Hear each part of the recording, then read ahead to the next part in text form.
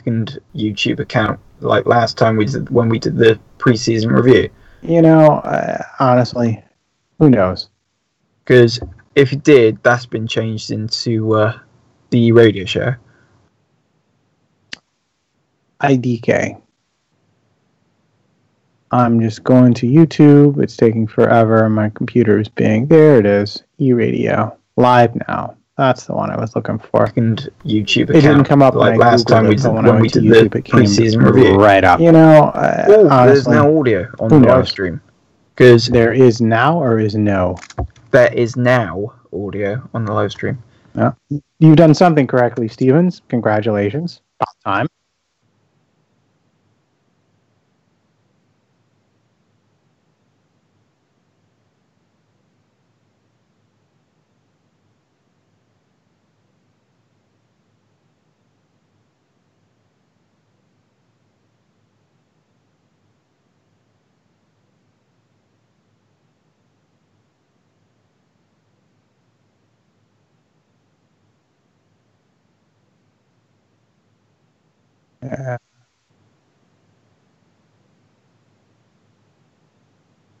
All right. I'd say you've got exactly nobody in the chat right now.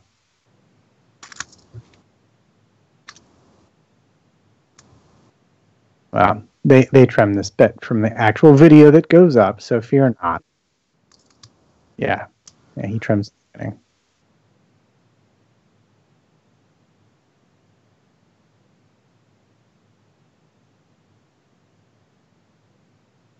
I don't know if your audio is coming through on the live stream. There you go. That's why, because it reset the...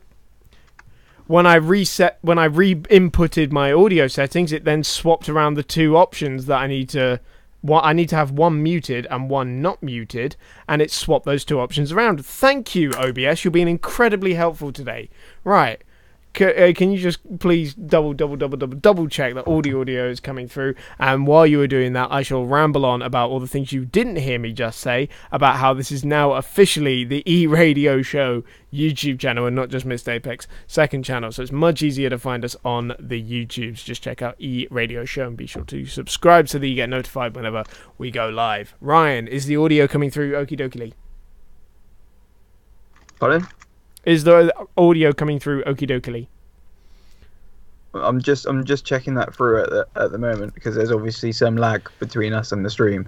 You're a bit laggy. That didn't make much sense. Anyway, Matt, can I get some words off you? Yes. Any particular ones, or should I just make them up? You could make up words like Shakespeare if you wanted to. Right. Well, I would say that Venturi was also kind of a big winner, eh?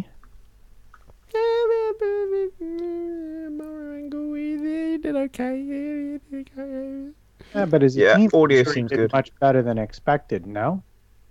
Yeah, I mean, for a team that finished... What, ninth? Yeah, this is what I'm talking about. Like, we want the highlights and the lowlights. Bang, bang, bang, right up front. So Martara... Oh, throw Jaguar in. Well, Jaguar are both, aren't they? Well, but this is what I'm saying. We can put them in both. That's why we'll have, like, a winners category and a losers category, which... Oh, Lord. It's making my eyes bleed. But... And then we do that. And anybody else you can think of. Like, for example, Formula E itself. Will we give it a winners or losers or about what we expected?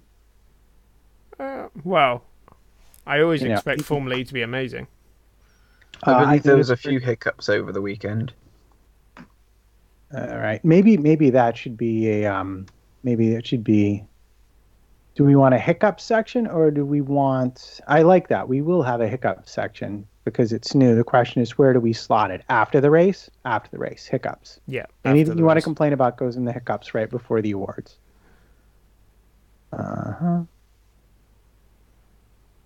I'd say Renault was a big kind of a loser too, right?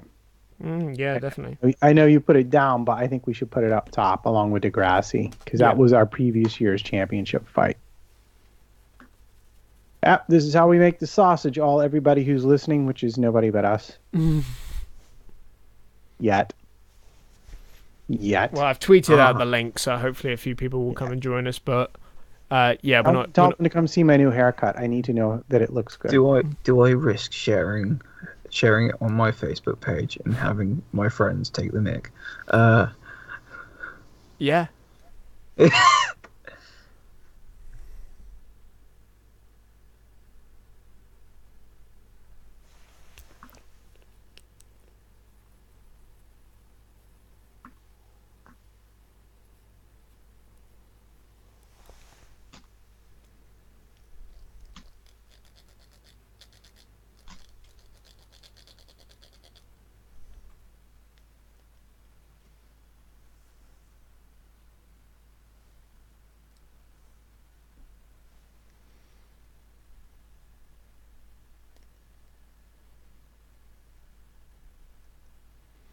Right, Matt, we nearly ready?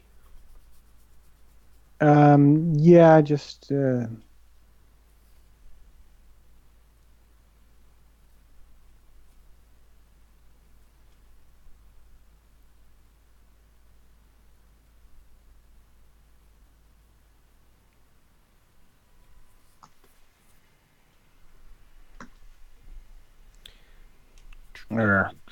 it.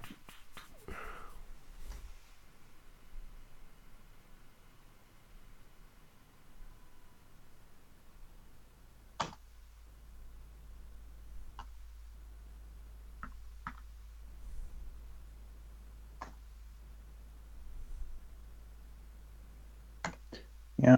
Right, so I am redoing the notes, Mr. Ryan, so I don't know if you're looking or not, but just FYI and all that stuff.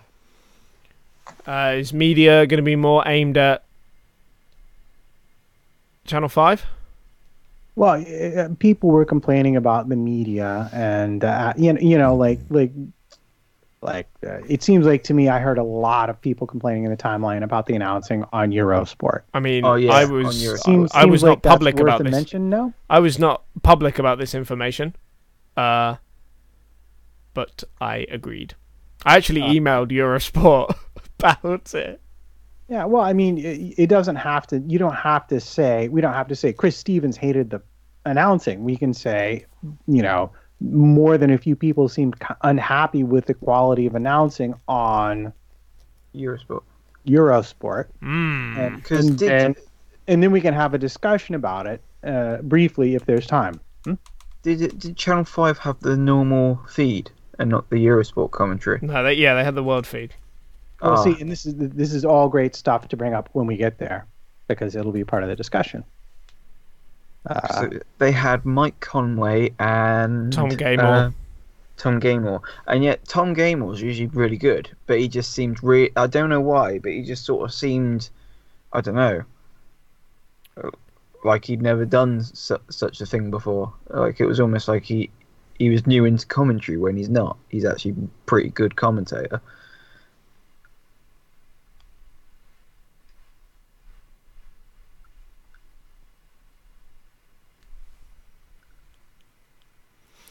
I mean, there was just kind of a lack of general FE knowledge.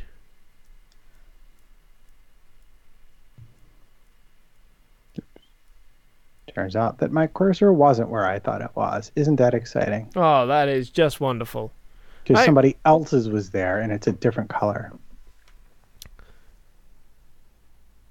Mike Doyle gets first comment in the chat. Bummed I missed race 1. Race 2 was the first ePrix I watched. Well, we hope you enjoyed it. Definitely the first one was probably the highlight. So I would strongly recommend you go and watch the highlights on YouTube, or go onto the Channel 5 player.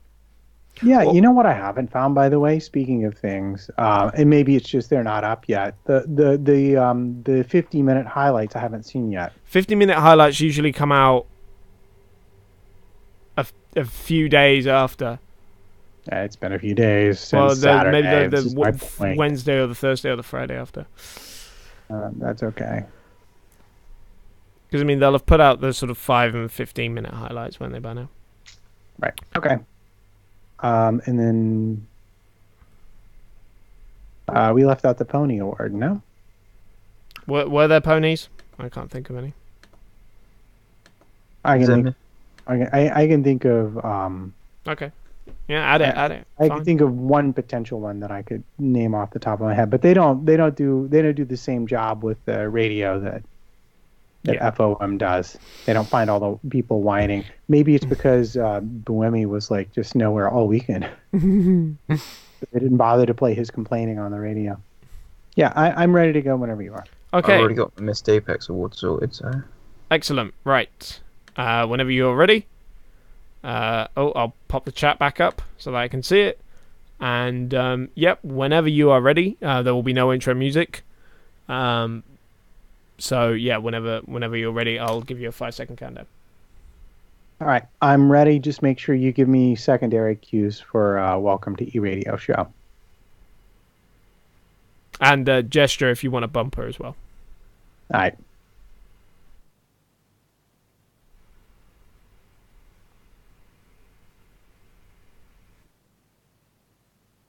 You are listening to eRadio by Missed Apex. We are electric.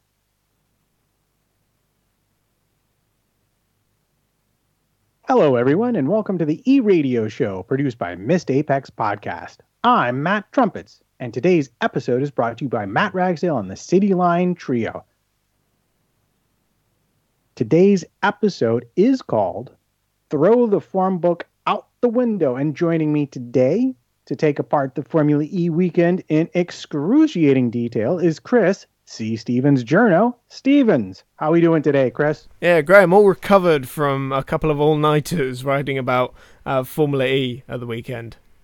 Yeah, they did give you a little bit. They give you just a wee bit to talk about, just a hint of controversy and excitement. I mean, I heard it was just really, really boring for most people. I don't think this is going to take us very long at all. Well, excellent. Well, how about we bring on our guest today, Ryan Ferret Ferris. How are we doing today, Ryan? I'm doing brilliant, thanks, Matt. Wonderful. Well, let's get right to it. Big Dirty News.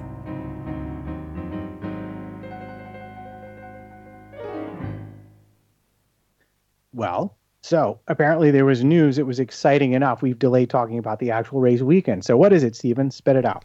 Yes, so there was breaking news at the weekend that Sao Paulo is going to be delayed until 2019. Of course, that was one of the 3 new races that was going to be for this season's calendar. So it was due to take place in it was March or April, I forget off the top of my head. But that is going to be delayed. And the theory at the moment is that the old Punta del Este track is going to be taking its spot. Well, now, first of all, is it really a shocker? Something in Brazil has been delayed. And secondly, are we confirmed with the Punta del Este, or is that just like the talk of the paddock, as it were? That is, it may as well be confirmed. They're getting ready to host an ePrix, put it this way. And I mean, the reason that we've got this Sao Paulo delay, the official reason, is to do with privatization of the land in which the circuit is being constructed, and that isn't complete yet. It was sold quite recently, and the privatization is not quite complete. But I think there are obviously people were talking about the events of what happened while the Formula One Grand Prix was there, and that is probably a contributing factor.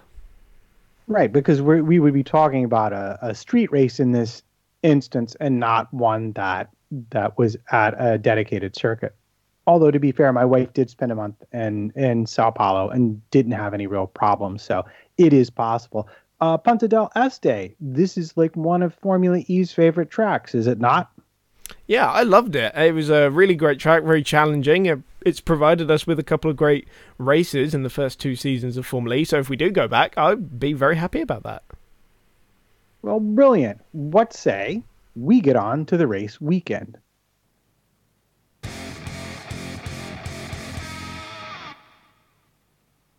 All right, so before we begin with the actual events of the weekend, tell us who were your winners and losers? Who really, because this is our first weekend back and it's a doubleheader. So we had lots of expectations going into it. Coming out of last season, we had Renault, we had Abt up at the front, we had the massive battle between Buemi and Degrassi. We had Mahindra making some strides. And so you've come to the first weekend. How did it all pan out? Who were the winners of the weekend, do you think? Okay, the big winner for me, it's got to be Eduardo Mortara. In his first weekend, he very nearly won a race, which is just, it's unprecedented. The only person I can, think of outside of, the first weekend in of Formula E ever was, John-Eric Verne, the only other person to challenge for a win on his debut. And for him to have come into an extremely challenging sport and so nearly taken that win, especially when you consider how some of the other rookies struggled, and given Venturi's previous season, where they were very low in the Constructors' Championship in the end. And it was just an incredible performance. Especially, and let's give credit to all the rookies as well, because radio interference was the talk of the drivers. And so they were basically doing their races solo between, occasionally being able to talk to their engineer. Well, that sounds like a bit of a challenge, doesn't it, Ryan? Well, yeah, it does. And I think, we did see a quite good race weekend from Montaro.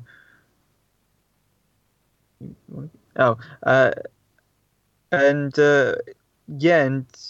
I mean, he had an all right first race. In fact, Jaguar with PK seemed to have a good first race as well.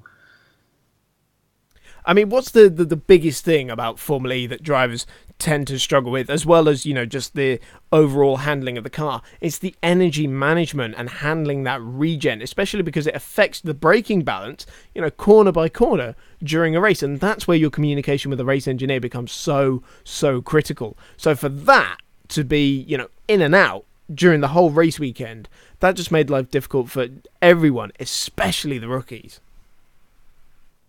Yeah, it would have. But speaking of someone who is teamed with a rookie, Mortaro was not the only one to have a good weekend. Who else really stood out for you? Sam Bird for me as well. That race 1 win, stunning, absolutely stunning. I've never seen. I say I've never seen a more dominant performance, being able to take a drive-through penalty and still win the race. But then suddenly some of Buemi's performances from last year, or earlier in the year, I should say, start flooding back to me. But that was definitely a very commanding win for the DS Virgin driver. Indeed. So anyone else stand out for you, teams or drivers, that just really surprised you in terms of their performance? Jaguar. It's got to be Jaguar. I mean, we knew they were going to struggle in their first season last season. You fully expect that. They're 2 years behind the mark on everyone else, and they have made a huge leap forward. And I said this going into the season that Jaguar were going to be the ones to make the biggest step forward. They had the potential to be on pole in race 1, but this is where they also fall into the losers category. Is that it was a royal mess-up that cost them that pole position, which I'm sure we'll get into a little bit later on.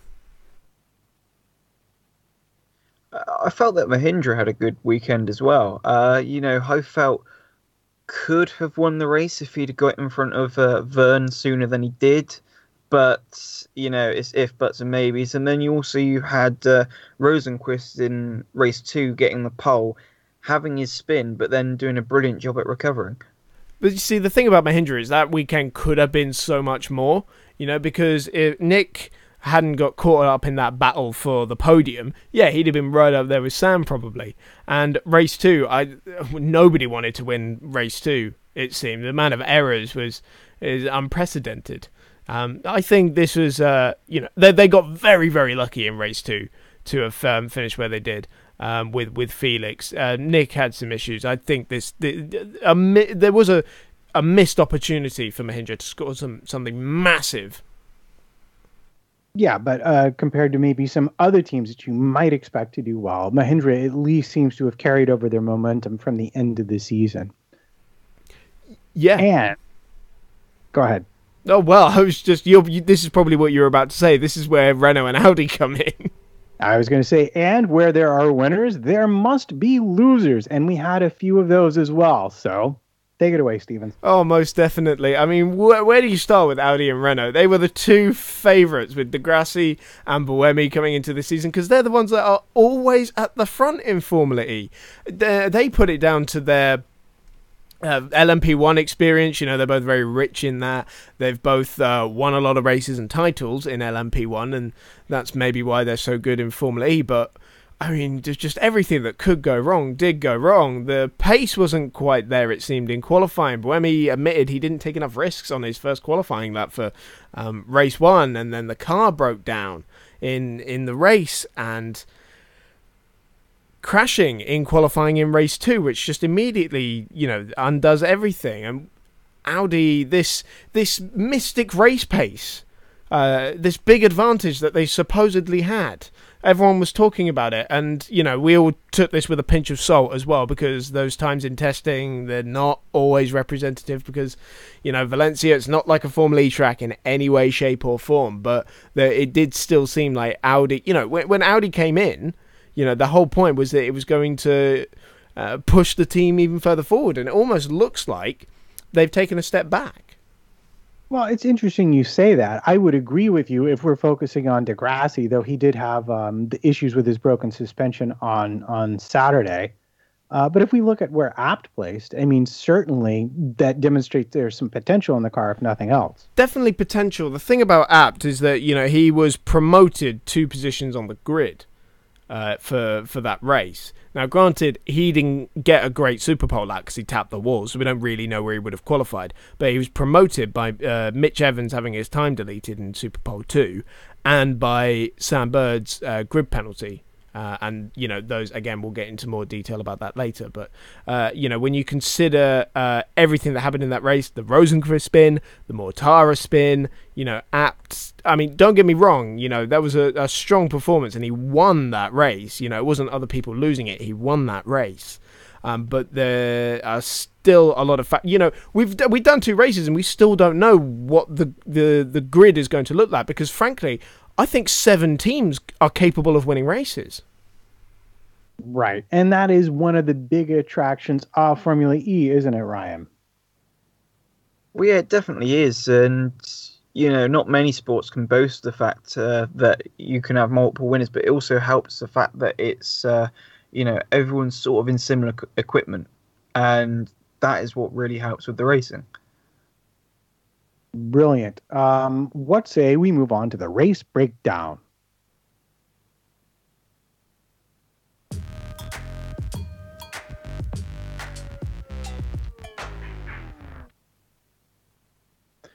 Okay, so take us through the weekend. Take us through race 1. Take us through the important bits. Where did this all come together, and where did it all fall apart for the contenders at the sharp end? Well, first of all, for Jean-Eric Verne, I do just have to praise the pole lap. I've always wanted to use the sort of expression, spins his way to pole position or something like that. And I finally got to use it. I was so happy about that. Because it was, obviously, you could not recreate that in 1,000 tries. And he just spun at the exact right moment that it would be quicker for him as he crossed the timing beam. It was just a fantastic thing. But elsewhere in qualifying, we just mentioned Jaguar could have been on pole position in this race with Mitch Evans. He topped FP2 and also looked very competitive in Free Practice 1 as well. The surprise outside favourite for pole position, actually. And they sent him out too late. He missed the checkered flag to start his 200 kilowatt lap. And that is just amateur errors from a major team. I know they're only in their 2nd season, but this is Jaguar we're talking about. They're one of the biggest OEMs in the world, and therefore they are capable of so much more. And the time that Evans ended up doing, that would have put him on top of group qualifying. So we can... it's difficult to then translate that into Super Pole, because often we see very different results in Super Pole. But he certainly, it would have been top 5 rather than 20th. And Audi and Renault, as we mentioned, they weren't so competitive either, which was quite surprising. You had Audi down there in the 3rd and 4th row, Renault even further back, with Buemi only 9th. And I never called that Renault a fast car last year. I said it was an efficient car.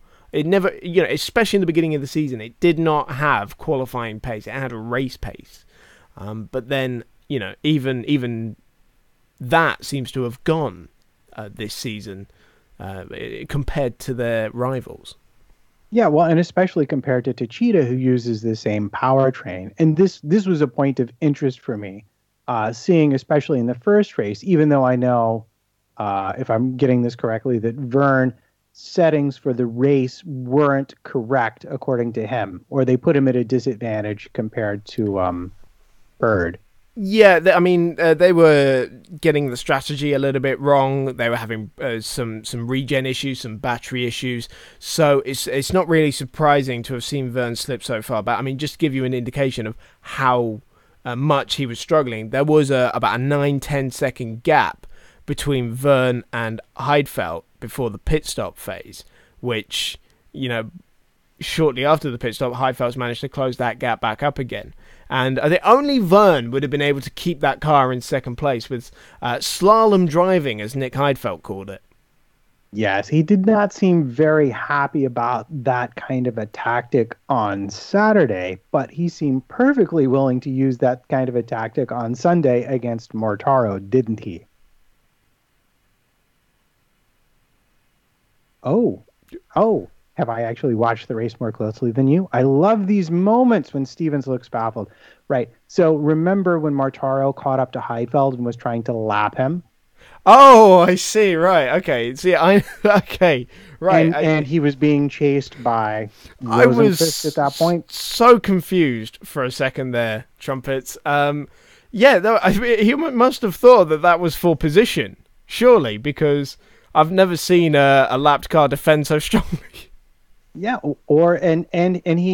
after he finally got by and in the pit stops, Heidfeld was actually trying to get back around him, which you're entitled to do as a lap driver. You're entitled to unlap yourself, but nonetheless, it looked a lot like, to me, given that he was being chased by Rosenqvist, that they were playing a team game there, and Heidfeld was acting the blocker for Rosenqvist to try and back Mortaro up. Of course, that's because they didn't know that.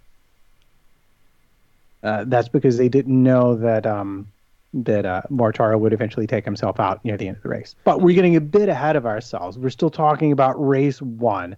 So what else do we need to know? How did it come about that Bird was in front? And man, what a gap he was able to pull both stints. Well, I think Oliver Turvey played a big role in this race. He made an incredible start from 7th to 3rd. And basically had a traffic jam behind him for that entire first stint. Once again, the bad luck of Oliver Turvey. I know we had a question in our season preview about whether Turvey's luck would change. He would finally get a podium. So far, the answer is no, because he was running in 3rd place when the car shut down. And that really, really cost him, because he was driving an incredible race up until that point, keeping the likes of Abt and Degrassi and Buemi and Heidfeld behind him for a really, really long time. And that really allowed Bird and Verne, even with his problems, to create a big, big gap. And so really all Bird had to do was, keep ahead of Verne. And with Verne struggling, it wasn't going to be such an issue. The issues came in the pit lane when he locked up on a very dusty surface and wiped out some pick equipment and a crew member as well, which is never nice to see. And of course completed his pit stop outside of the garage, which is a bit of a no-no in terms of safety regulations, and he was given a drive-through penalty for that, but only lost 9 seconds, which is a little bit confusing, really, because we were expecting him to come out in 3rd, 4th, maybe 5th, and he still had the lead, just about. Very, very narrow gap it was in the end, but That was, the race was nearly lost at that point, but it was most definitely won when Turvey held up the majority of the pack and Verne started struggling. Yeah, well, what struck me about Bird and the pit incident, and correct me if I'm wrong, is that he wasn't going too fast. He didn't get a speeding penalty in the pit lane. So the penalty, as I understood it, came about simply because his car did not make it into the pits. He was outside of his garage when he got out of it. Yeah, it's a safety thing to make sure that all the cars are in their garages during the pit stop phase, so that nobody comes in and has to drive around a car, for example, or doesn't have to take any avoiding action. And that said, is this one of these, like I know they have in Formula One, is this one of these penalties that simply cannot be appealed?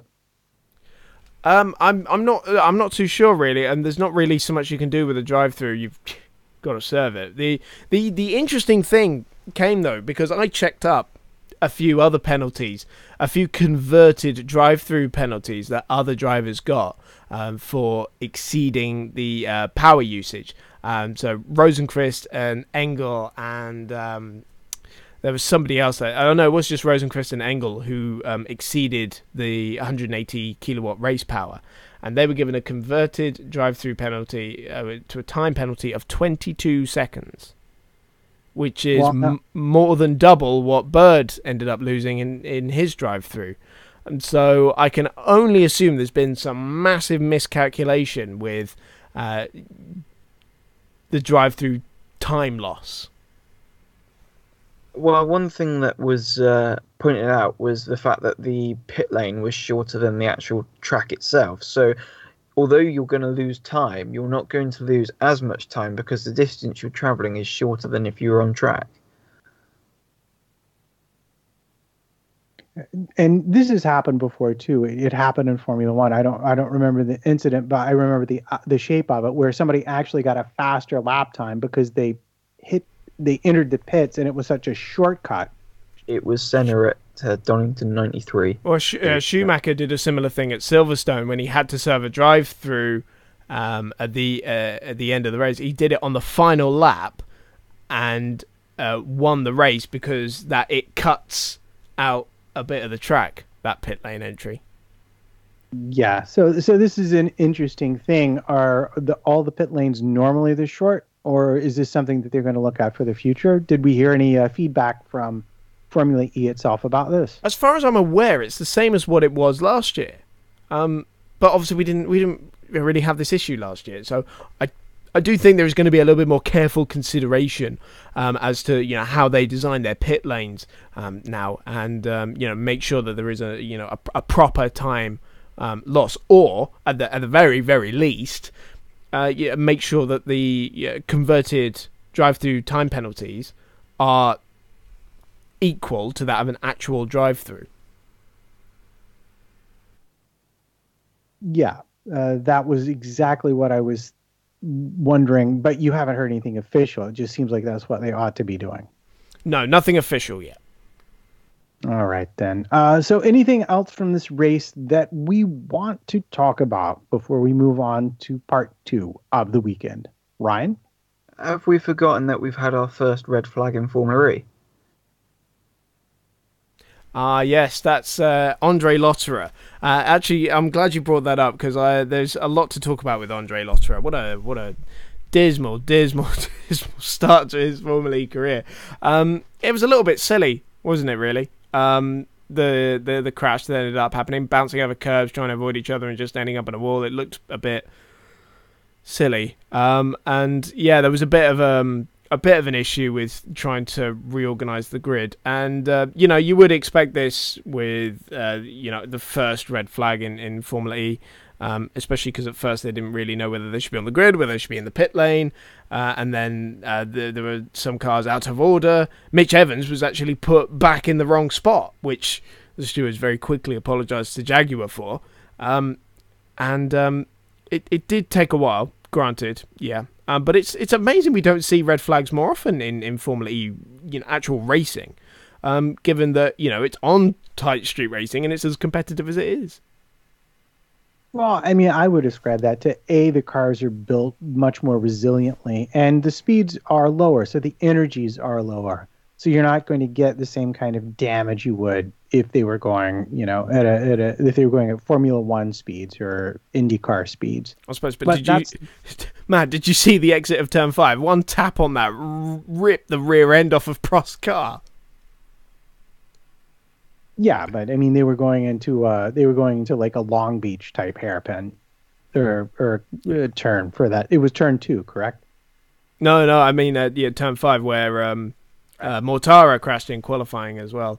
Actually where Buemi crashed. But actually, just to get back onto Andre Lotterer, he picked up 4 penalties in his first race. He got a 5-second time penalty because a piece of cooling equipment wasn't taken off his car before the 3-minute board, and then he got 2 drive-through penalties for cutting the turn 3-4 chicane and not coming to a complete stop before rejoining the track, which they've been told to do so that nobody gains an advantage by cutting that chicane. And then finally he was disqualified for leaving his car in Parc Fermé in an unsafe mode. So welcome to Formula E, Andre. Is it called something like prepare to move mode or something like that? Prepare to move mode, yeah. I'm not sure what it does, but it was deemed unsafe. Well, it probably means the car can roll off by itself, I would guess. Or who knows? Formula E, anything can happen. Maybe that's the artificial intelligence self-driving. That's when Robo Race comes in, then we're all screwed, aren't we? Yes, we'll all be sat on the sidelines. On the other hand, they can liven up the game by installing weapons. So it's like a combination of fighting robots and Robo Race. Boadiceas out the sides. I'd like that. It would be an entertainment. All right, so we've discussed Lauderer. What about some of the other rookies? How did Kobayashi do? I mean, I know there was a lot of excitement about his name, but he was possibly the most unprepared driver Formula E has ever seen. 50 kilometers he had done in that car before he stepped into it in Hong Kong, and that was done on a filming day on a runway, so he wouldn't even have turned a wheel in anger. And those 50 kilometers, that was just to get him to learn the steering wheel. So he came in very, very unprepared, and full credit to him. I think he did an outstanding job. And to have kept it, mostly neat and tidy. I mean, the biggest drama was when he tapped his rear tire against a wall during his qualifying lap. That was the biggest drama. Wasn't actually, all that far off of Antonio's pace in terms of qualifying. The race is a little bit harder to gauge because, and this was true of a few teams actually. In race 2, for example, neither car booted up immediately. So remember how Sam Bird lost the race last year and his second car wouldn't start. That was a little bit more of a plague this year for some teams, and it happened to both of Andretti's cars in race 2. Right, and if I'm not wrong, we saw several cars also just plain old having to stop on track and reset their battery management system. Yeah, both Degrassi and Buemi had that in the 2 separate races. That happened to Turvey, which is why he ended up losing the podium. There were a few others. It happened to Engel during practice, Prost during practice, and it's a little bit more common to see during practice, but in the race they sort of tend to have it under control. So it is a little bit. It's a bit confusing as to why they're having so many issues, because the rules aren't all that different. I know we've talked about the extra 10 kilowatts of power, but the teams are basically shrugging that off and saying, "Oh, we could have even more if you wanted us to," or most of them are anyway. But it's really, I want to know what are all these teams trying to do that is so complicated. I don't know if they're maybe aiming for a certain amount of efficiency now that the car simply cannot handle, or maybe they're already trying to reach season 5 targets with a season 4 battery. Well, you'd think with having to reset the system that it was the software, the algorithms they're using were buggy somehow. They encountered some unforeseen condition that caused them to just seize up and have to be reset. And because it is ultimately an efficiency formula, I know just from thinking about the past years, and Ryan, I'd be curious to hear what you thought about it because you've actually gone and raced actual cars. It seems to me that one of the biggest issues is the battery and the overheating. And it may be that they are trying to update their algorithms to keep the batteries cooler because they can store and use more energy that way. And if they've changed significant amounts of code, and that is one of the most customizable parts of the car, then it's not surprising to me that they might have issues in a race that they did not see in testing. Now, I'm not quite sure about this in a racing point of view, but obviously from a production car point of view, a lot of like power is found by doing the likes of updates and messing around with ECUs, and potentially if you put too much into like forcing upon an ECU, then things are going to start to overheat and start to go wrong if you apply too much, force or pressure on a certain component. And obviously, it's like that with normal combustion engines. But then when electrics get involved, then it's even worse. I'll take that as a yes. I borrowed that line from Spanner. Sorry, that was very derivative of me. But fortunately for us, he does not listen, so no one tell him. All right, so we're on to the finish of the race, and what happened leading us into race 2. How did we finish, and where do we go? Okay, so the first thing to have noted, for the start of race 2 was Bird's 10-place grid penalty. Almost seemed like he was being penalised twice for the same incident. Although the wording in the steward's report was that the grid penalty was for having the incident. It's a dangerous driving in the pit lane, and the drive-through was more for the actual completing the pit stop outside of the garage. Or they might have been the other way round. But either way, they were considered two separate incidents, which is the point, really. Okay, so I don't know. I'm just a host, but I gotta say, if he wasn't exceeding the speed limit, how was it dangerous driving on his part? It seems more like to me that the issue was because, look, if he was the only person who'd had something happen in the pit lane, I would be like, okay, well, maybe he just waited too long to brake because he was in such a hurry. But he was not the only person to have trouble with the pit lane and with the grip. So it seemed to me more like an issue of dangerous conditions in the pits, because it's not like they get race speed pit stops to practice. Well, other drivers may have had an issue with it, but how many of them actually, crashed into team members and pit equipment in the end? I mean, Sam was the only one. And, they may not like it, but they're supposed to be some of the finest drivers in the world who can cope with these conditions. Yeah, well, it was very dusty. I felt that maybe they could have beforehand gone across the pit lane with like a leaf blower or something like that, just to sort of try and clear the dust. Because the amount of dust that was there was ridiculous. It was almost as if like a sandstorm had just hit like the day before. But then it also begs the question about pit lane safety, because those people were stood right in the fire of things, and and it was going to happen at some point, having people stood around in the way of things.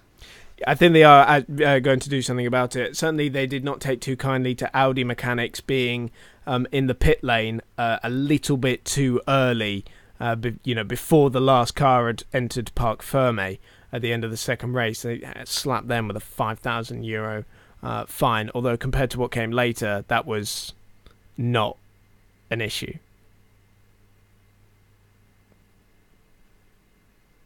All right, then. So let's move on. Tell us about qualifying for race 2. Qualifying for race 2 was quite boring, really. Should we skip that part? Yeah, well, it's okay to be boring. You can just tell us who wound up on top and sort of like the order we started in. Like sort of set the stage for the finale of the weekend. How about that? Okay, well, so we had Rosenqvist doing rather well in qualifying. You may remember. It's his fourth pole position in Formula E. He's got as many pole positions in Sam Bird, and he's been in the sport a third of the time, which is quite astonishing when you think about it, and just goes to show how quick he and that Mahindra have become. Mitch Evans was a second effort to get his pole position, which he just missed out on, and then actually ended up having his super pole time deleted for being over the energy consumption. And so then that is what eventually ended up putting Eduardo Mortara on the front row. And which, full credit to him, that was already a stunning performance from him. Because he's probably gone into that with very little to lose. He's a rookie. No one's going to think any less of him if he does a poor job. And for my money, he's already, on, if not maybe potentially ahead of Engel's level. I think what this maybe has ended up proving is, or maybe it's a theory to consider for this season, is that your whole race is going to be conditioned by your qualifying and whether you get caught up in little battles or whether you can get ahead of that. Because if you take race 1 for example, you had so many cars being held up by Turvey that were potentially capable of matching Sam Bird's pace, and yet none of them were able to find a way past. Yeah, but then to jump ahead a little bit, you clearly had people like Rosenqvist and even Bird able to make forward progress, even on a track as narrow and tight as Hong Kong. So it can't be impossible. No, impossible. They did say that this is probably one of the harder tracks to overtake on, which it's quite surprising, really, when you consider it's got one of the longest straights of the season, out of turn 1 into turn 2, or certainly longer than we usually see in Formula E races. It didn't really matter for Rosenqvist in the end when he blew it at the start.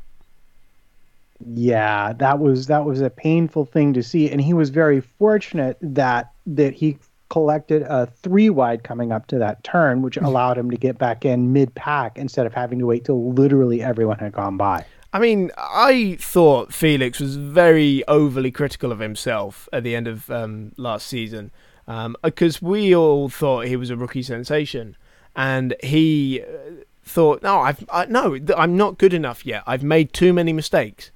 Granted, yes, maybe you do chuck it at the scenery a little bit, but you're amazingly quick, and unfortunately, it seems like those errors are still there because he didn't really have anyone near him. It was a rolling start for a change because of the issue with the light. That's the start lights, which weren't working for whatever reasons. We had a safety car start, which, if anything, was going to make his life easier into turn 1, and just got caught out by the regen and the brake balance. It obviously happens to the best.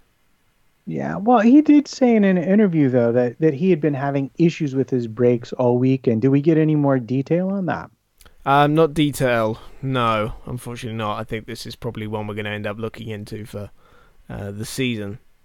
Yeah, well, but again, because of the nature of the way the regen works, it's always going to be an issue balancing it, isn't it? Well, it ruined Andretti's season, especially Da Costa's. He had issues with the brakes that Robin wasn't, and destroyed his entire season. Many didn't score points in all bar one of the races. Right. Okay, so we have Rosenqvist conveniently spinning out of the way, gifting the lead to Mortara, who just then sits there. Yeah, you would have expected Daniel to mount quite a challenge, and Audi being, it's Audi now, so surely they're going to be the ones to take the win. But Formula E just keeps surprising us, doesn't it? Venturi have had such an incredible turnaround, and the new partnership with HWA, the Mercedes motorsport specialists who are behind all of their success in DTM and GT. And that's a real incredible partnership, and it's going to bring great things in the near future, I think. And you put it in the hands of people like Engel and Mortara, and you're going to do wonders. And it just made it all the more painful, didn't it?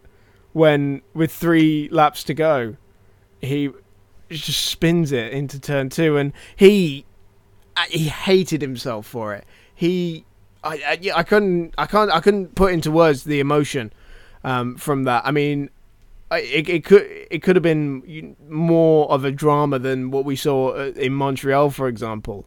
And he was just absolutely livid, and he admitted it was his mistake. He got too greedy, tried to push too hard. Well, he wanted fast lap too, didn't he? Yeah, he's been talking to Sebastian Vettel too much.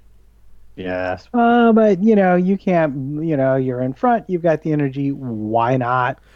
Well, that's why not. It did look like a bit of a copycat to Rosenqvist too, didn't it? Well, yeah, rear locking seems to be what people are struggling with, and you made that point about his energy management. How strong was his energy management in his first race? Very little radio communication. It just seems to be a natural talent for him, or he's worked incredibly hard over it.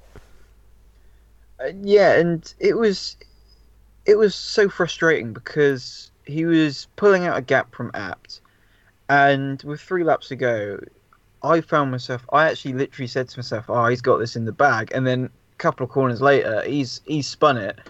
And then the thing that made matters worse is that it looked almost as if he was sort of a bit confused with his steering wheel, trying to get it back into gear and have it the right way up, which lost him some time as well. I have story time here, actually, because during the race, I was, it got to about lap 40. I thought I'd better start looking for images for my article. I started looking for one for Mortara, and I had a bit of a panic attack when I realised that I couldn't find any of him from Hong Kong. And then there was a bit of a WhatsApp chat going on between us during the race as well. And not many of you were watching it live because you needed to have Eurosport. And a lot of you were watching it on Channel 5. And I sort of hinted at, you guys are going to be amazed to see who wins this race. No sooner had I pressed send on that message, I looked up from the screen and saw the tyre smoke from Mortara's spin. I felt responsible. Yeah, it was clearly your fault. Thanks, that made me feel better about it or anything. Oh, come on. Now, humor is, the commentator's curse is well known. Anybody could have accidentally caused a rookie race leader to lose his first victory. It's the journalist jinx. It truly is. That's it is a a new thing, thing. people. Scientifically, we have now proven this. That's going to be the new thing. I'm commissioning that, trademarking. But this is not all the excitement that happened even before the end of the race, because Rosenqvist, he fetched up in about 10th place, 11th place when he got back going again at the beginning. And yet he managed to carve his way up to about 6 when we got to the pit stops. Yeah, amazing pit stop, I have to say. It was absolutely perfect because he jumped 3 cars, which is astonishing. And, it's the pure contrast of, say, what happened to Antonio Felix da Costa, who came in 4th and wound in 14th instead, because of those car starting issues that I mentioned earlier. So really great pit stop from Mahindra that just turns it all around and picks up the place where Mortara spins. And, a great drive. Really, really great drive. Inherits the win, it has to be said. And that's just really, really lucky for them, basically. But it's the way the cookie crumbles, Well, this was the interesting thing to me about the pit stops, because as is my wont in watching the races, I'm trying to understand how pit stop strategy can work in one's favor or against one. And I believe it was Mitch Evans, although I could be wrong, wound up basically being trapped by exiting cars due to his garage placement. That caused him to get out later, or it might not have been Evans, but it was one of the front runners that Rosenqvist jumped, who came in on the same lap as him, wound up being trapped by exiting traffic so that he couldn't be released till after Rosenqvist was by. And then, as you said, da Costa, actually, he stayed out an extra lap, which looked to be perhaps a really good bet because everybody came in on lap 23. But then he couldn't get the car to go, and that was the end of that for him. Yeah, I mean, on the Rosenqvist bit, I mean, if it was Rosenqvist coming along, it must have been one of the, maybe the DS cars, or I can't imagine it being a Renault or an Audi, because they're actually further down the pit lane, and that probably would have played into Felix's favour. Yeah, I think about 12 people pitted on that same lap, but he was near. They were near enough the front. They would have had to have, their garage would have had to have been after the leaders, and then when they go to be released, they had to wait because they closed the cap. But that is one of the uncertainties of the pit stops, and one of the things that can make it very interesting and risky for the teams strategically. Yeah, absolutely. You got to take it all into account, and in these longer races, we are seeing a little bit more convergence on pit strategy, because you're having to manage energy a little bit more. Race 2 tends to be 2 laps longer than race 1 when we have these double headers, and that just means you get a traffic jam in the pit lane. You got to take that into account. Yeah, well, it's interesting to see when they choose to come in, but it's also good to see that even at that, their first stints are more than 50% of the race. But even when they're not, like, for example, with Degrassi and his broken suspension on Saturday, he pitted lap 18 and was able to get the car to the end. Granted, not very competitively, but still, that's a huge improvement over what we saw in the first couple of seasons. Yeah, I mean, no safety car magic for Degrassi in this year's race like he got last year. He transformed his race last year. Didn't have such luck. I mean, it was almost a bit sloppy, Degrassi, wasn't it? I mean, he got into a little bit of contact with Daniel, which is what was more likely to have broken that piece of suspension. And actually, Addy have now admitted that actually it probably was the contact between our two drivers that ended the reigning Formula E champions race. Rather than the contact with Buemi. And Buemi wasn't very happy with Degrassi about his defence, because I don't know if you remember Paris last year when Degrassi and Da Costa came together. I believe it was Da Costa anyway. Memory may be failing me there. I remember talking to Da Costa about it after the race, so maybe I'm projecting. But it's a similar defence, quite robust, turning in quite early, blocking the car. And I mean, Buemi was basically saying, look, you either give me some space or I'm going to end up in the wall. And it seemed like a bit of a to and a fro there. I mean, there's still not great buds on track, are they? No, and I don't think they're going to be at the rate things are going, because they're occupying the same piece of rapidly shrinking real estate, because they're not even in the lead of the championship, and they were the odds-on favorite going into the weekend. If it were not for Daniel App's disqualification, neither Buemi nor Degrassi would have scored a single point that weekend. Now, how can you not be stunned and amazed by that? I mean, people say Formula E is boring.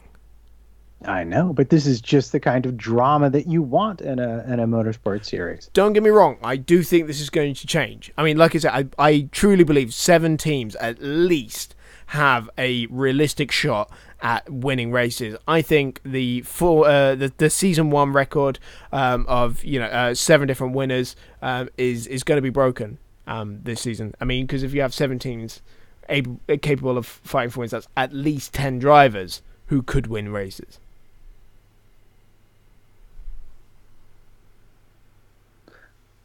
Okay, but let's admit it's our first race weekend of the season, and Formula E, much like many of the rookies in the sport, is still a fairly brand new thing, and the weekend wasn't without its logistical hiccups. And we mentioned earlier the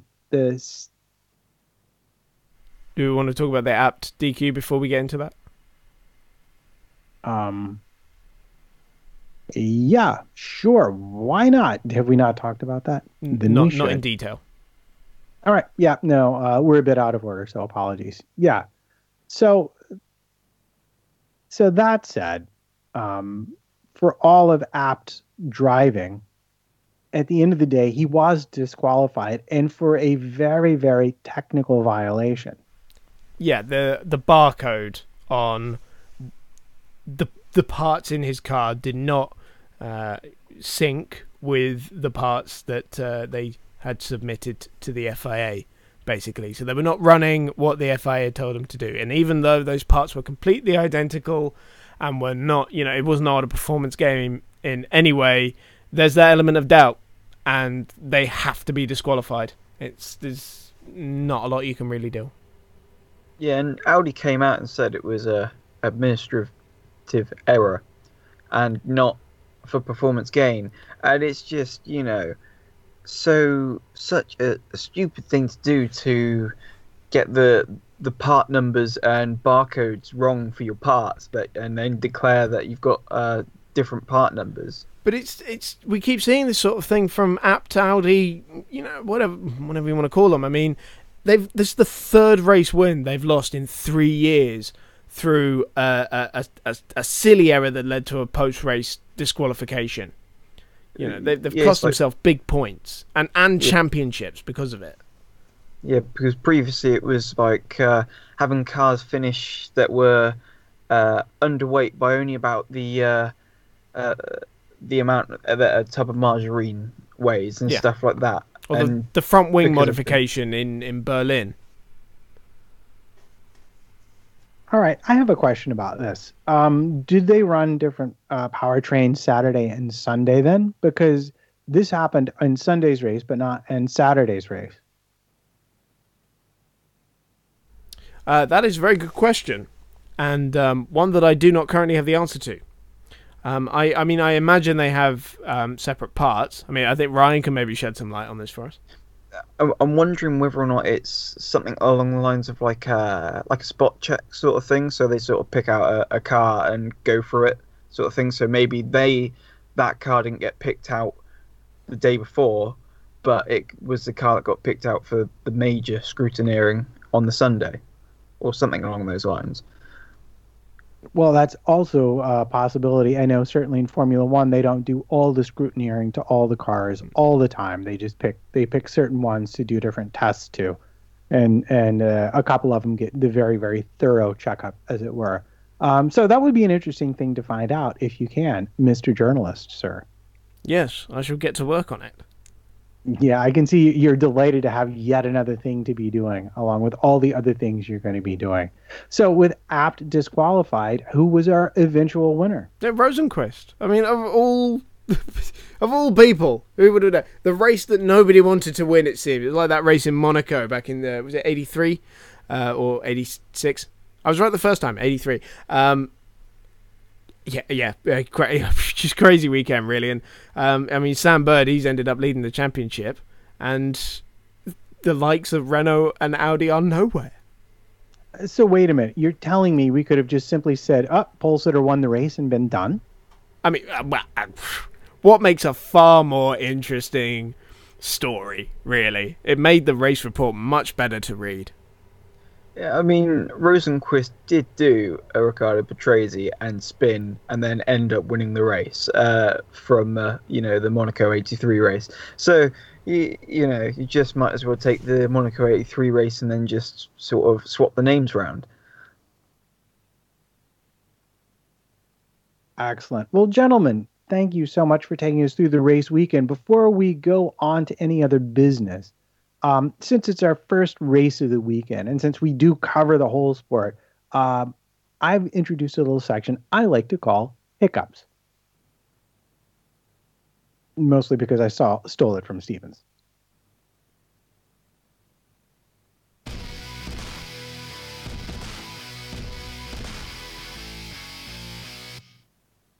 So we've talked about where some teams have dropped the ball. We've talked about where drivers have dropped the ball or the car.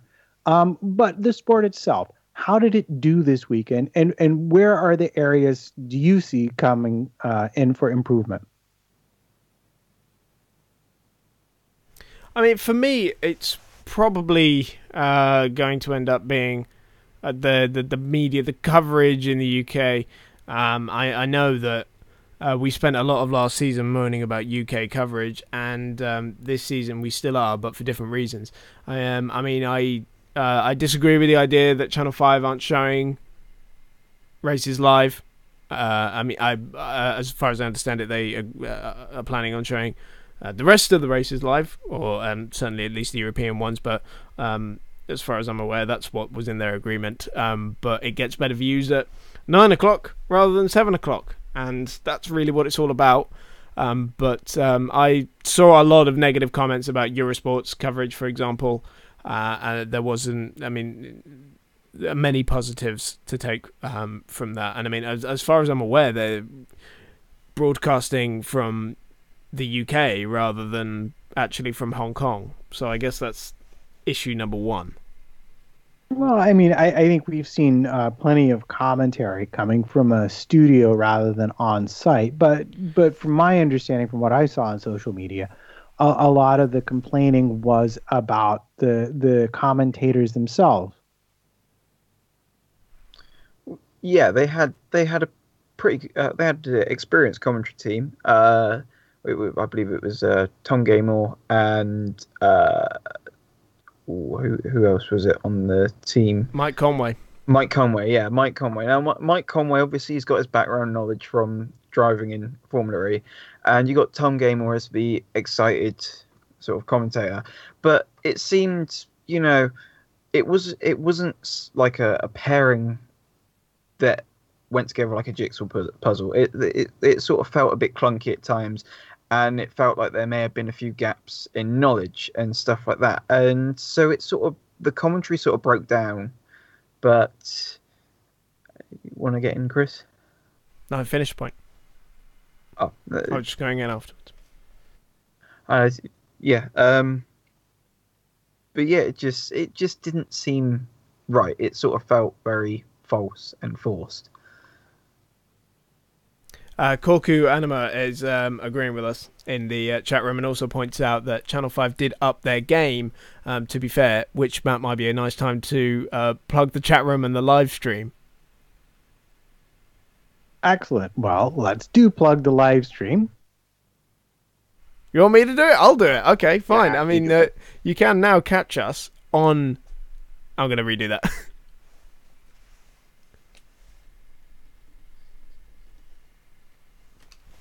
Because you can now catch us on eRadio Show YouTube channel. It's now been officially renamed. It's no longer Missed Apex. Search eRadio Show on YouTube and you can subscribe and get a notification when we go live, which is usually either the day after or a couple of days after the race. And we'll be doing our race reviews, probably a bit of news in between up until the next race in Marrakesh as well. So do please subscribe, and you can get in on the chat room as well. Join the conversation. Brilliant plugging. Well done.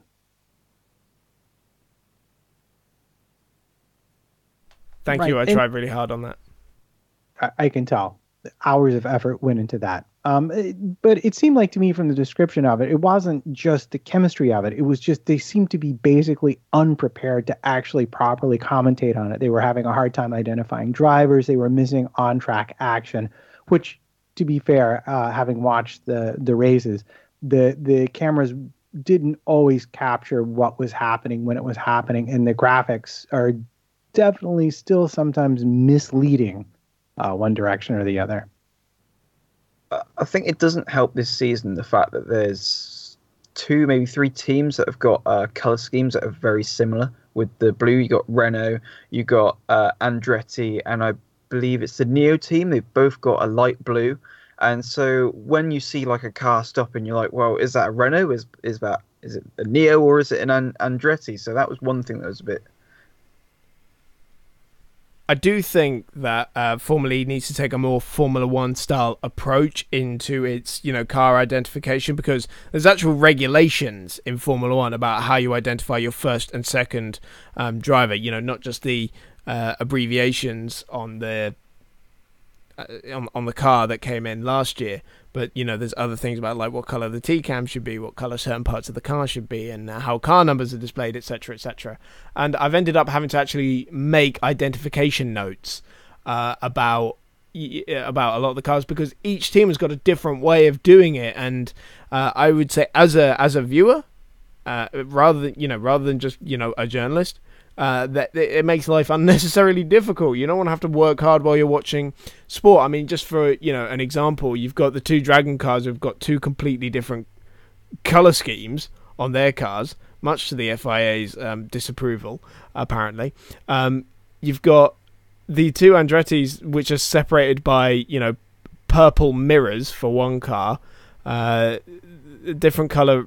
Usually it's the roll hoop above the airbox that is the thing to identify with, but a lot of teams use different colors. So Neo, for example, they've got red and yellow, but DS Virgin, they use red and yellow.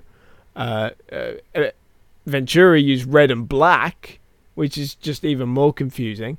And Piquet's car has got a load of green on it for some reason. So this is not helpful. This is something that needs to be addressed, I feel. I would agree with you. I think for me, one of the biggest sources of joy is they've started putting the gaps between the cars on the graphics, which is really interesting because unlike Formula One, where they circulate seconds apart, and when people get inside DRS, the action is on. I think in Formula E, it's the exact opposite. They all are very close to each other, and where you see the gaps, there's a train forming, and that's where the action is going to be. So that's where you want to look to see where your overtakes are going to be coming. I just wish they would keep those timings up more or a longer part of each lap, because there was a lot of battery information and other information that I didn't find to be as useful while I was viewing the race.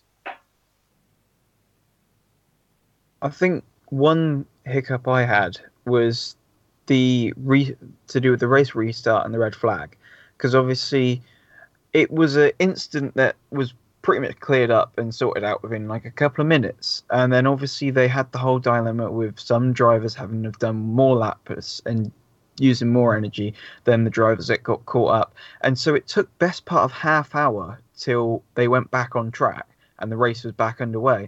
And the thing was, the thing that I found frustrating was I was hoping to watch the race and then go to work, and I ended up having to miss part of the race and go to work. And then another problem that they had also was that the restart messed up with some of their data.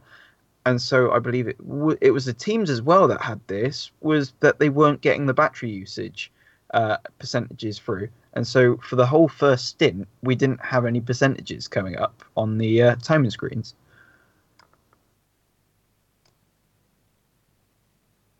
Right then.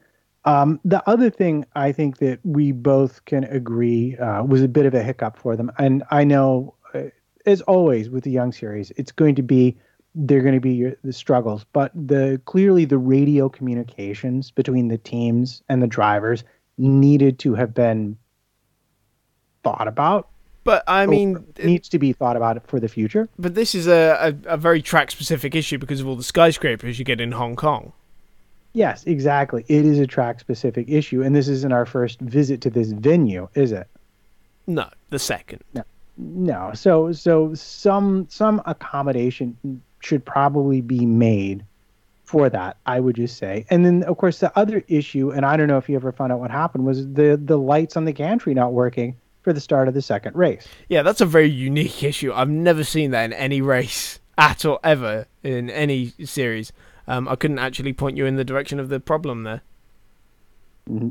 Yeah, well, but it's also, to be fair, these sorts of things, to me at least, are kind of what gives the series its charm. Because they are still sort of figuring it all out, and every year it seems to be something slightly different, and they're definitely making progress. So I'm delighted.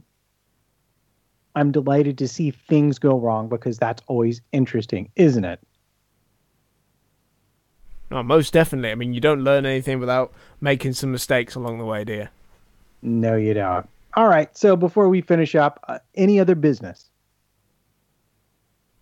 I would just kind of like to maybe wrap up, as it were, and maybe just point out a few other things. I mean, Venturi, big step up. I'm really looking forward to seeing what they've got for the rest of the season. Jaguar, a missed opportunity, I'd say. And Again, looking forward to seeing what they've got for the rest of the season. I'll be surprised if they don't win a race next year. This year, well, it will be next year. It'll be 2018 by the next race. Andretti, have to say, another team that's massively improved. I mean, Da Costa was battling for the podium before the car swap issues, and that to me again is really great to see, because Da Costa is one of the most talented guys in that field, and he was completely wasted last year. And I'd still love to be seeing Robin alongside him in that car as well. But again, we'll see what Blomqvist and Sims do with it later in the year. Hit my microphone. Apologies. That's right. I think everyone's going over to watch Joe Sayward anyway. Yeah. Neo, for me, are a bit of a question mark because it seems like it still seems like their biggest strength is the qualifying pace, and the race pace is potentially not quite there yet. They're one of my 3 teams that I don't have down for a race win yet this season. I would love to be proven wrong. Don't get me wrong. Dragon still seems like they're the back markers. The real messy divorce with Faraday future, and doesn't really seem like that they've made any progress, really. I mean, I'm sure they've made some progress, but nowhere near as much as they've needed to get closer to the field. Again, I'd love to be proven wrong. I want to see Dragon back up there, especially, they had 2 very successful campaigns in the first 2 seasons of Formula E, and they do belong up the front, as do all the teams. It's not a case of they just lost because somebody needs to be last. There are underlying issues in that team. Yeah, well, and I just wonder if it has to do really with the implosion of Faraday, quite frankly, and probably a lack of money and investment that they might have expected to come along with it. I mean, potentially, we're all still seeking answers for it. I think many people questioned the Faraday decision when it first was announced, and I think those people are being proven right. Indeed. Ryan, anything else from you? No, not really.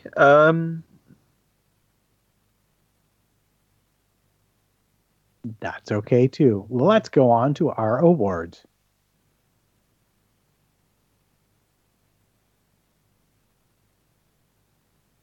Sorry, I don't actually have the awards bumpers. That's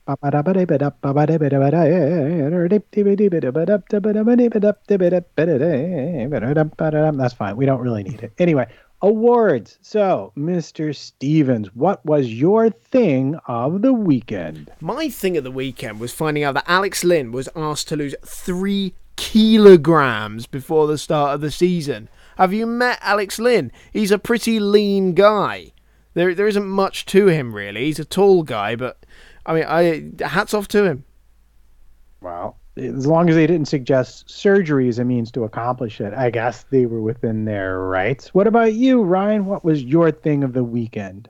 Well, the thing is, what I'm thinking of could potentially take all 3 awards: the thing of the weekend, the pony, and the missed apex, and it all pretty much involves Nick Heidfeld. Obviously the thing of the weekend and the pony was the whole Lewis Hamilton voicing his comments on an incident that happened 3 years ago, and that was the Nick Heidfeld and Nico Prost accident at the start of the first season, saying the fact that Nico Prost should be banned from taking part in any racing, etc., etc. And I think, is he okay? To which the Formula E paddock sort of trolled Lewis. Formula E with their Twitter did. And then you got a nice video from Nick Heidfeld saying, yeah, it seems like a very, very long time since I was up in the air. But 3 years later, I think I'm feeling okay. Something along those lines to Lewis. Thanks for your concern.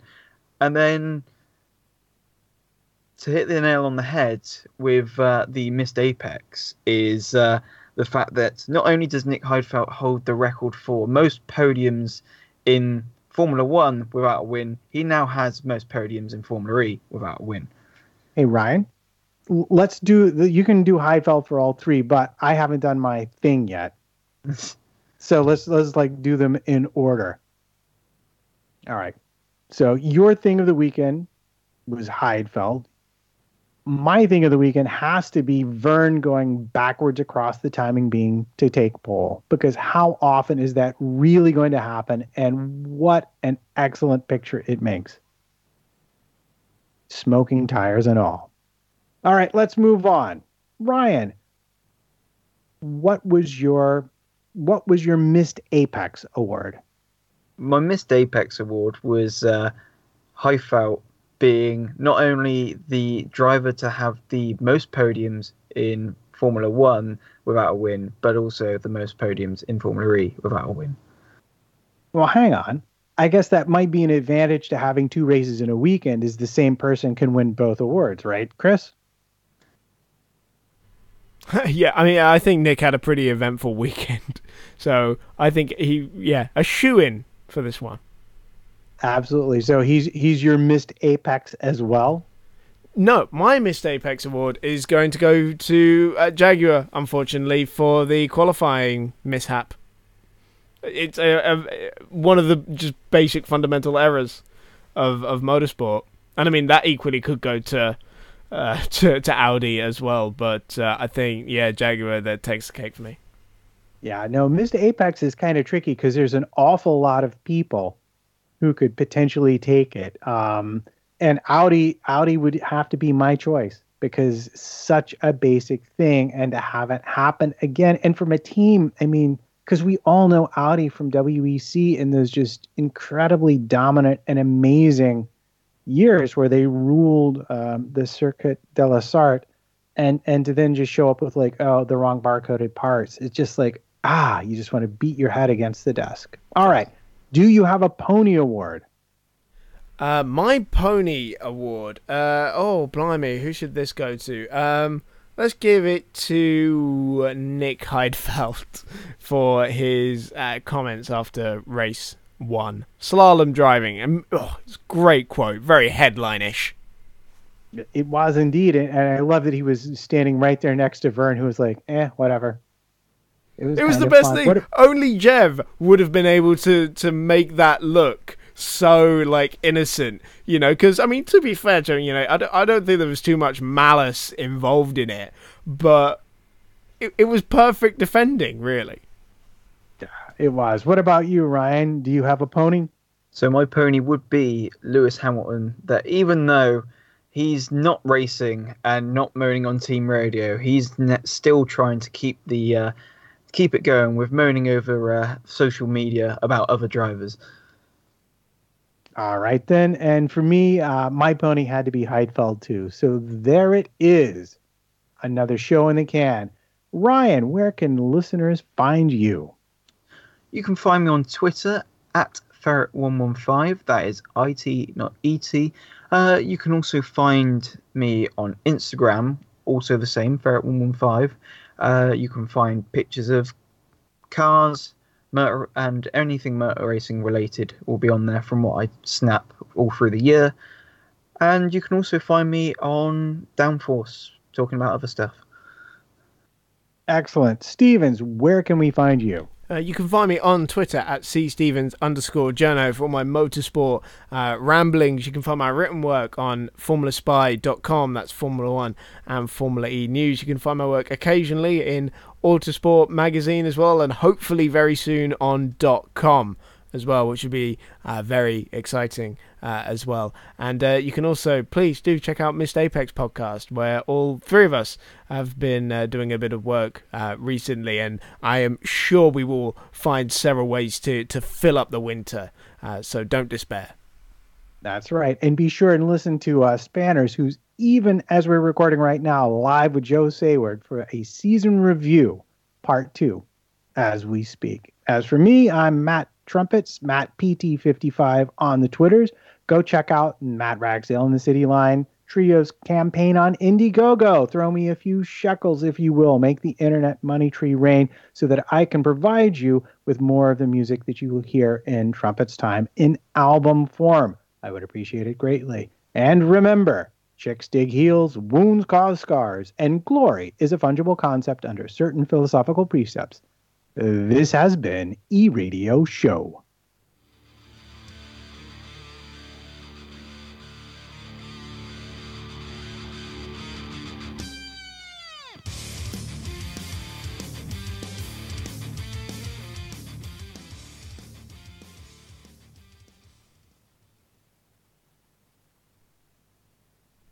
Okay, good stuff.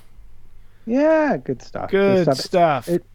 It's tricky when there's two races to get everything in. Yeah, it is a little bit. It's tough to flow as well. But I think we came out with something pretty decent. I'm expecting the next few races to be a little bit easier, less hectic. Hopefully, well, not hopefully. We love a hectic race, don't we? But hopefully, just something that's maybe a little bit easier to get through. So yeah, right. Yeah, to get it good form.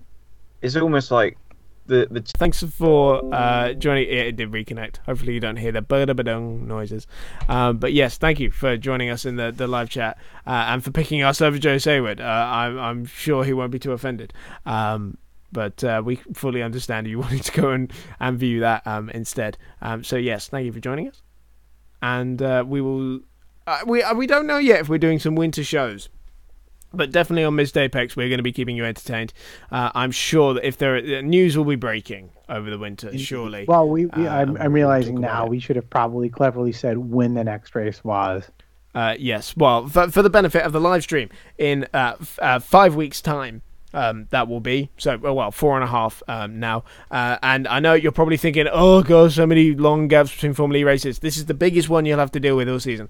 After that, it's only going to get shorter and shorter and shorter up into to the run-in to the last few races. So that means, Formula E and eRadio on a more regular basis. And that makes everyone happy.